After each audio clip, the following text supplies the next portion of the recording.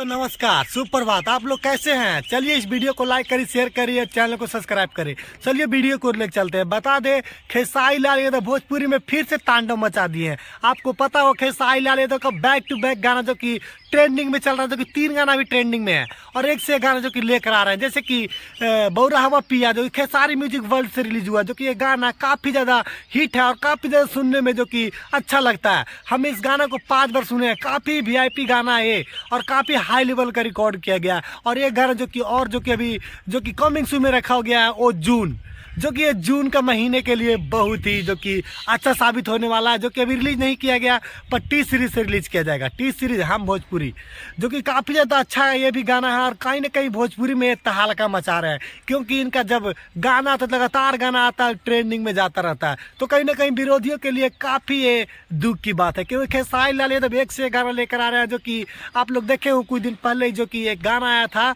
जिसका काफ़ी ज़्यादा जो कि सोशल मीडिया पर वायरल हो रहा रील, आपको पता ही होगा। उस सॉन्ग का नाम है मुरब्बा, जो कि काफ़ी हिट गाना है। तो चलिए आप लोग सुनिए, जैसे कि बौरा हुआ पिया को सुनिए, प्यार दुलार दीजिए और खेसारी लाल यादव को आगे पहुंचाइए। तो चलिए, उससे पहले अगर हमारे आप चैनल पे नए तो वीडियो को दिल से लाइक कर, चैनल को सब्सक्राइब करें और वीडियो ज़्यादा शेयर करें। चलिए मिलते फिर अगले वीडियो में, तब तक के लिए जय हिंद, जय भोजपुरी।